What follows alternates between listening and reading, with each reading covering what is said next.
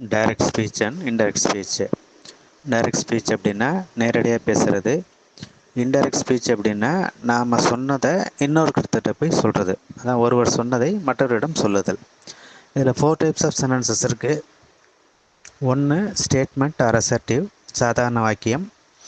2 imperative or command or request, கட்டளை அல்லது பணிந்து கேட்டல்.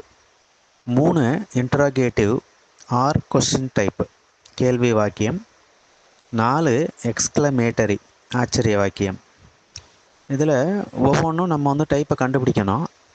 இதில் இன்ட்ராகேட்டிவும் எக்ஸ்க்ளமேட்டரியும் நம்ம ஈஸியாக கண்டுபிடிச்சிடலாம். ஏன்னா இன்ட்ராகேட்டிவ் கொஸ்டின் மார்க்கில் முடியும். எக்ஸ்க்ளமேட்டரிங்கிறது எக்ஸ்க்ளமேட்டரி மார்க்கில் முடியும், ஆச்சரியக்குறியில். ஸோ இது ரெண்டும் நம்ம ஈஸியாக கண்டுபிடிச்சிடலாம். இந்த ஸ்டேட்மெண்ட்டும் இம்பரேட்டிவ் மட்டும்தான் நம்ம கொஞ்சம் ஜாக்கிரதையாக கண்டுபிடிக்கணும். இதில் ஸ்டேட்மெண்ட் நம்ம கண்டுபிடிக்கும் முறை 2 இருக்குது. ஒன்று சப்ஜெக்டில் ஆரம்பிக்கும், புள்ளியில் முடியும். அதுக்கு நம்ம இணைப்பு வார்த்தை என்ன போடணும்னா தட் போடணும். சப்ஜெக்ட் அப்படின்னா என்னென்னா அந்த செயலை யார் செய்கிறாங்களோ அவங்க தான் சப்ஜெக்டு. அப்புறம் எழுதுமுறை, முதல்ல கண்டுபிடிக்கும் முறை, அப்புறம் எழுதுமுறை. எழுதுமுறையில் நம்ம முதலில் பர்சனை மாற்றணும், அதெல்லாம் நம்ம குறிச்சிக்கணும். ரெண்டாவதாக வெர்பை மாற்றணும். செட்டு எந்த டென்ஸில் இருக்குது, செட்டு பாஸ்ட் டென்ஸ்னால் அப்போ உள்ளரையும் பாஸ்ட் டென்ஸ் வரும். சே ப்ரெசன்ட் டென்ஸ் வந்துச்சுன்னா உள்ளார ப்ரெசன்ட் டென்ஸ் வரும். இது தான் ஐடியா. மூணாவதாக நம்ம நியர்னஸ் மாற்றணும். அதுக்கு தான் நம்ம சுருக்கமாக என்ன வச்சுக்கிறோன்னா PVN, P for person, V for N and N for nearness. இது மாற்று முறை. இதில் நம்ம ஷார்ட்கட் மெத்தடில் சேன்னு வந்துச்சுன்னா சேஸ் டூ வந்துச்சுன்னா டெல்ஸ், செட்டுன்னு வந்துச்சுன்னா செட்டு, செட்டு டூ வந்துச்சுன்னா டோல்டு. நியர்னஸ் மாற்றம் பார்த்துக்கிறோம். Now, then, today, that day, these, those, here, there, yesterday, the day before, this, that, tomorrow, the next day. இப்போ எக்ஸாம்பிளுக்கு போகிறோம். கணேஷ் செட் டு மோகன், I will come to school tomorrow. இதில் நான் கலராக எழுதியிருப்பேன். நான் அது ஒன்று பார்த்தீங்கன்னா தெரியும். கணேஷுங்கிறது ஸ்பீக்கர். அதேமாதிரி உள்ளுக்குள்ளேயும் அந்த கொட்டேஷனுக்கு உள்ளாரையும் பார்த்தீங்கன்னா அந்த ஸ்பீக்கர் அதே கலரில் யூஸ் பண்ணியிருப்பேன். செட்டு டூங்கிறது அது வேறு கலரு, மோகனுங்கிறது லிசனர், அங்கேயும் லிசனர் என்னவோ அதை போட்டிருந்துருப்பேன், அதே கலரில் யூஸ் பண்ணியிருப்பேன். அடுத்தது இப்போ நம்ம என்ன பண்ணணும், டைப்பு கண்டுபிடிக்கணும்.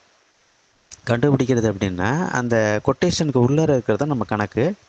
கொட்டேஷனுக்குள்ளே என்ன இருக்குதுன்னு பார்த்தீங்கன்னா ஃபுல் ஸ்டாப்பில் முடியுது.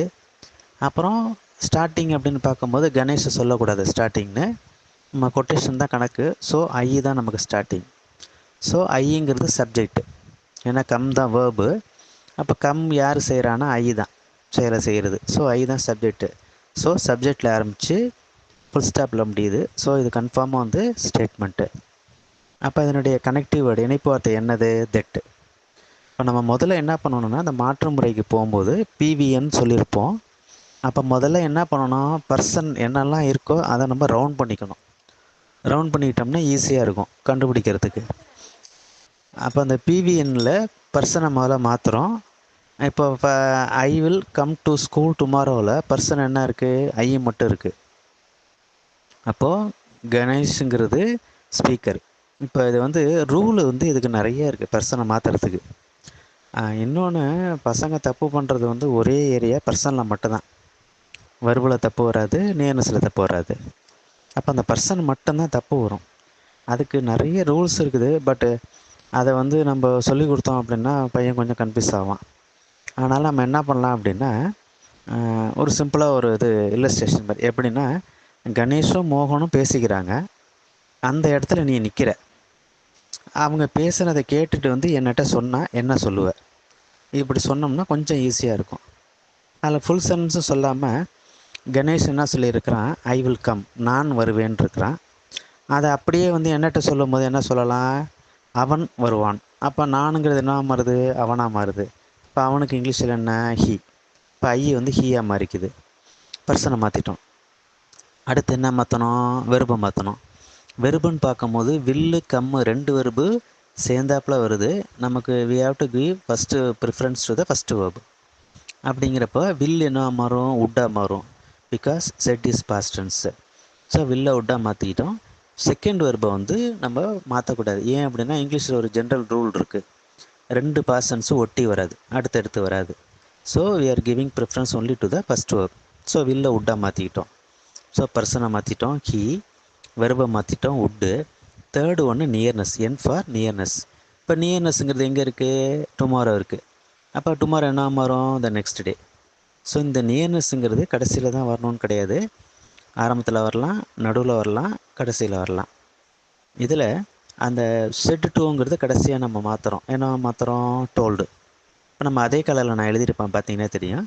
கணேஷ் டோல்டு மோகன் that he would come to school the next day. மாற்றிட்டோம். செகண்ட் ஒன் என்னன்னு பார்த்தீங்கன்னா, Sheela said to Mala I can bring your books டுடேன்னு இருக்குது. இதில் நம்ம ஃபஸ்ட்டு நம்ம என்ன பண்ணணும்? கண்டுபிடிக்கணும். கண்டுபிடிக்கிறங்கிறது எதில் பார்த்தீங்கன்னா ஃபுல் ஸ்டாப்பில் முடியுது, ஐங்கிற சப்ஜெக்டில் ஆரம்பிக்குது. ஸோ இது கன்ஃபார்மாக என்னது? ஸ்டேட்மெண்ட்டு. ஸ்டேட்மெண்ட்டுக்கு இணைப்பு வார்த்தை என்ன? தட்டு போட்டுட்டோம், கமா கொட்டேஷன் தட் போட்டோம். அடுத்து இப்போ நம்ம பிபிஎன் மாற்று முறைக்கு போகிறோம். அதில் பர்சன் என்னென்ன இருக்குதுன்னு ஃபஸ்ட்டு நம்ம ரவுண்ட் பண்ணிக்கிறோம். ஒவ்வொரு வேர்டாக பார்க்கும்போது ஐ இருக்குது, அடுத்து கேன் பிரிங், அடுத்து யுவர், அது ஹெர், அது யுவராக மாற்றுறோம், யுவர் இருக்குது. அதுக்கப்புறம் பர்சன், அவ்வளோதான். இப்போ ஸ்பீக்கர் யார்? ஷீலா. கேட்குறது யார்? மாலா. ஷீலாவும் மாலாவும் பேசிக்கிறாங்க. அந்த இடத்துல நீ நிற்கிற, என்கிட்ட சொல்லும் போது என்ன சொல்லுவேன்? அப்போ ஷீலா என்ன சொல்லியிருக்கா? நான் கொண்டு வருவேன் இருக்கா. அப்படியே என்கிட்ட மாறும்போது அவள் கொண்டு வருவாள். அப்போ அவளுக்கு என்ன இங்கிலீஷில்? ஷீ. அடுத்து என்ன இருக்குது? உன்னுடைய புக்ஸுன்னு சொல்லியிருக்கா. யார்? ஷீலா மாலாவை பார்த்து உன்னுடைய புக்ஸுன்னு இருக்கா. என்கிட்ட சொல்லும் போது அவளுடைய புக்ஸை, அவளுடைய புக்ஸை கொண்டு வருவா அப்படின்னு சொல்லியிருக்கா. இப்போ அவளுடைய என்ன வரும்? ஹெர். அதுக்கப்புறம் என்ன மாற்றணும்? வேர்பு. வேர்பில் அகெயின் பார்த்தீங்கன்னா கேன் பிரிங், ரெண்டு வேர்பு அடுத்தடுத்து வருது. we have to give preference to the first verb. அப்போ கேன் என்ன மாறும்? குட்டாக மாறும். அதுக்கப்புறம் பார்த்தீங்கன்னா நியர்னஸ்ஸு, பிபிஎன், அப்புறம் நியர்னஸ்ஸு. டுடேங்கிறது என்ன மாறும்? தட் டே மாறும். அப்போ ஆன்சர் எழுதும்போது நம்ம என்னென்னலாம் ரவுண்ட் பண்ணி மாற்றிருக்கோமோ அதைத்தான் எழுதணும். அதுக்காக தான் நம்ம ரவுண்ட் பண்ணுறது. ஷீலா டோல்டு மாலா தட்டு she good bring her books that day. இதை மாற்றிட்டோம். இதில் இன்னொன்று கவனிச்சிங்கன்னா தெரியும். ஃபஸ்ட்டு சென்டென்ஸில் பார்த்தீங்கன்னா கணேஷும் மேலு, மோகனும் மேலு. அப்போ ரெண்டுமே மேல்னு வரும்போது உள்ளுக்குள்ளே வர்றதும் மேல் தான் வரும். அதேமாரி செகண்ட் ஒன்னில் பார்த்தீங்கன்னா ஷீலா மாலா, ஸ்பீக்கர் ஷீலா, லிசனர் மாலா. அப்போ ரெண்டு பேருமே ஃபீமேலுங்கும் போது உள்ளார வர்றது ரெண்டுமே என்னவாக தான் இருக்கும்? ஃபீமேலாக தான் இருக்கும். ஒரு மேல் ஒரு ஃபீமேல் வரும்பொழுது we have to be extra careful. அப்போ நம்ம எதை குறிக்குதுங்கிறத கவனமாக பார்த்து போடணும். தேங்க்யூ.